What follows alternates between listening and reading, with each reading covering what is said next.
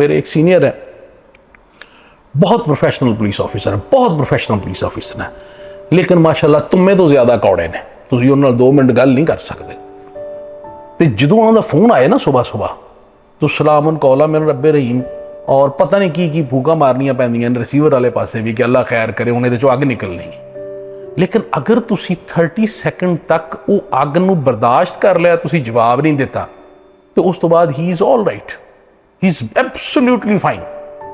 तो इस तरह अगर नौकरी आस्ते असी बॉस दे 30 सैकेंड बर्दाश्त कर लैने, तो यार घर बचाने वास्ते, अपने बच्चे बचाने वास्ते, उन्होंने जिंदगी और फ्यूचर बचाने वास्ते, और अपनी रोज़ की बक और टेंशन बचाने वास्ते, अपने पीस ऑफ माइंड वास्ते, अपनी कंफर्ट वास्ते 30 सैकेंड वास्ते तो तुहानूं अपने दंदां थल्ले दे लवो ते ना बोलो यार, चाहे मेल है चाहे फीमेल है।